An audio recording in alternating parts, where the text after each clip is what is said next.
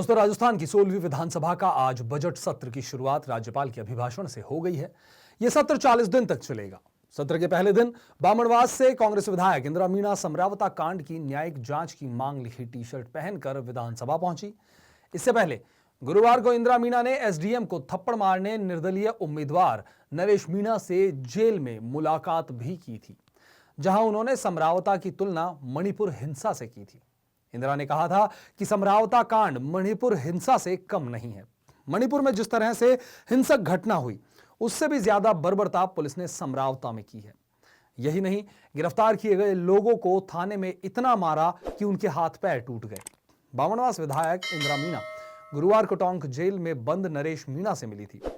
मुलाकात के बाद उन्होंने मीडिया से बातचीत में कहा, नरेश मीणा इसमें इतना दोषी नहीं है जितना सरकार के इशारे पर पुलिस उसे बता रही है। उसका जुर्म सिर्फ एसडीएम के थप्पड़ मारना था, अन्य मामले छात्र राजनीति और जनहित के आंदोलनों के हैं। बामणवास विधायक ने समरावता की घटना को मणिपुर हिंसा से भी गंभीर बताया है। उन्होंने आरोप लगाया है कि पुलिस ने समरावता में बर्बर कार्रवाई की, जिसमें गिरफ्तार किए गए लोगों को थाने में इतना पीटा गया कि उनके हाथ पैर तक टूट गए। समरावता गांव में 13 नवंबर को देवली उनियारा सीट पर उपचुनाव के दौरान मतदान का ग्रामीणों द्वारा बहिष्कार किया गया और उसी दौरान 3 वोट डाले जाने के बाद निर्दलीय प्रत्याशी नरेश मीणा ने एरिया मजिस्ट्रेट अमित चौधरी को थप्पड़ मार दिया था। इससे पहले ग्रामीणों ने अलग अलग मांगों को लेकर वोटिंग का बहिष्कार शुरू किया था और काफी हंगामा हुआ था। इसी दौरान थप्पड़ कांड हुआ और एसडीएम को थप्पड़ मारने का मामला तूल पकड़ गया और नरेश मीणा को गिरफ्तार कर लिया गया। मेरे पिताजी ने ना ये शेयर्स में भी इन्वेस्टमेंट किया। पीएसएस को फोन लगाओ। पीएसएस?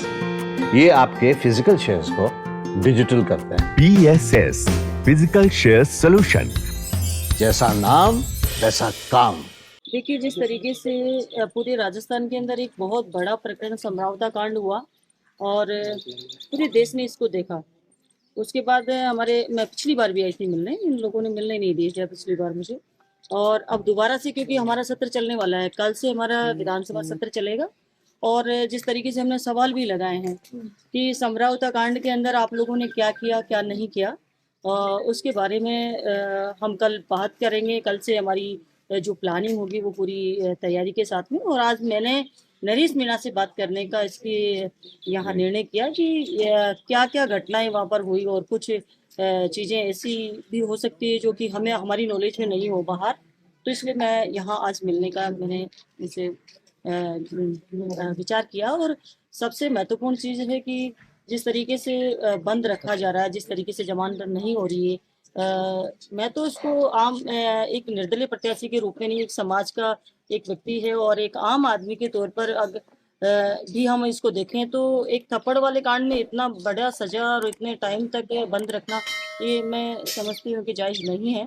कहीं ना कहीं सरकार की तानाशाही, कहीं ना कहीं जिस तरीके से ये चल रहा है प्रकरण, बहुत ही गंभीरता वाला विषय है। मैम, ये कांग्रेस ने भी काफी ज्यादा समरावता कांड से दूरी बना रखी है। कांग्रेस के बड़े नेता इससे लगातार दूर बने हुए हैं। कांग्रेस में कंफ्यूजन है। मैं कांग्रेस की हूँ और फर्स्ट दिन से ही जैसे कि ये घटना हुई, उस समय मैं महाराष्ट्र में थे और वहीं से मैं लाइव आकर इस प्रकरण के बारे में मैंने बात की, और जिस तरीके से दोषी अधिकारी थे जिन्होंने लोकतंत्र की हत्या की, उनका आज तक एक नोटिस जारी सरकार की तरफ से नहीं हुआ, उन पर जांच नहीं हुई, और एक थप्पड़ मारने वाले कौन सा नेता ऐसा है जिसपे मुकदमे दर्ज नहीं है?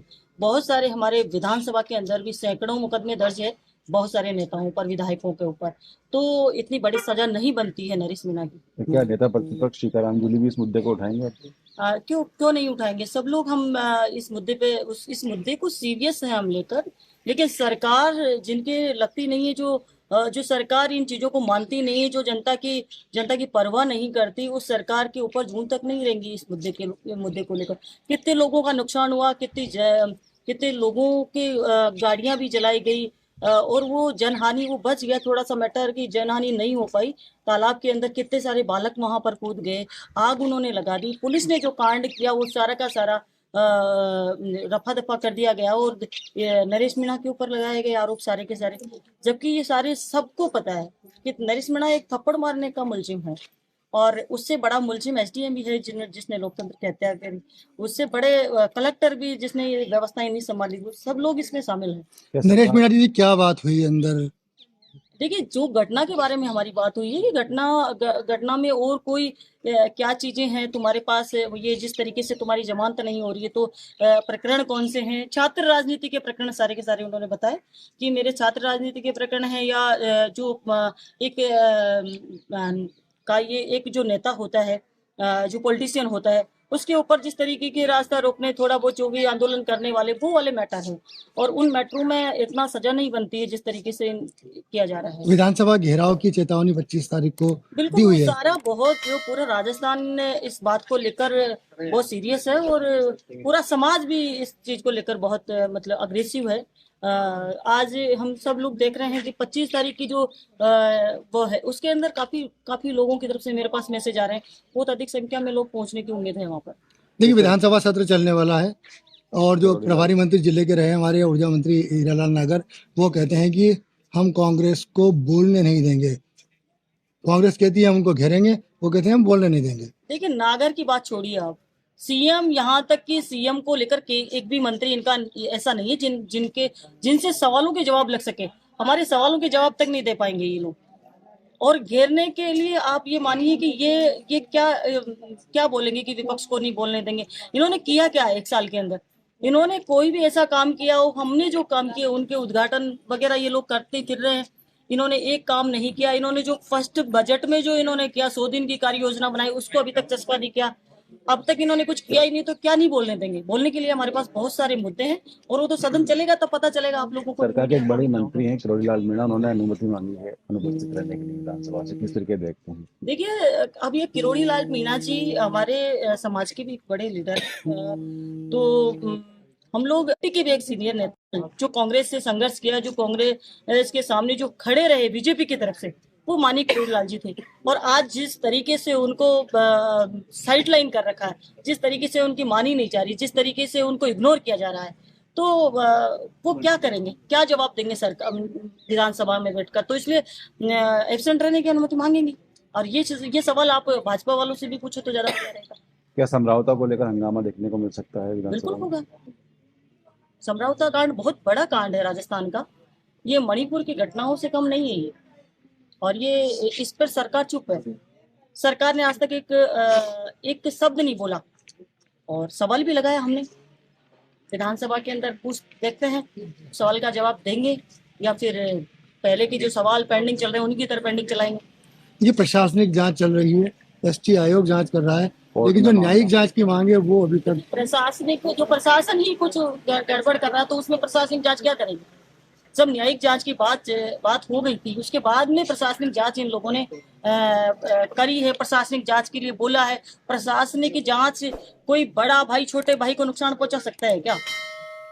तो कोई उम्मीद वाली बात नहीं है कि प्रशासनिक जांच ये लोग ढंग से कर पाएंगे। लेकिन नरेश मीणा के समर्थक कहते हैं कि राजनीतिक षड्यंत्र है नरेश जी मीणा के कैरियर को खत्म करने का। देखिए, राजनीतिक षड्यंत्र तो बहुत बड़ा है, राजनीतिक षड्यंत्र भी है, और राजनीतिक षड्यंत्र के अलावा जिस तरीके से इनको बंद किया गया है, जिस तरीके से बच्चों को मारा गया है, यहाँ पे जितने भी 50-52 जो बच्चे बंद थे, उन सब के हड्डियां तोड़ी गई है, तो ये बहुत बड़ा मैटर है, ऐसा छोटा मोटा मैटर नहीं है। गांव में जब मैं जाके आई हूँ, गांव की महिलाएं, गांव के बच्चे आज भी उस दहशत को याद करते हैं तो रोने लगते हैं। इस पूरे मामले में कहीं ना कहीं कांग्रेस की देरी एक बड़ी चूक मानती है। अगर कांग्रेस चाहती शुरू में अगर घेराबंदी करती तो दूसरे तरीके के दृश्य हो सकते थे। आज कहीं ना कहीं चूक हुई है, मानती है?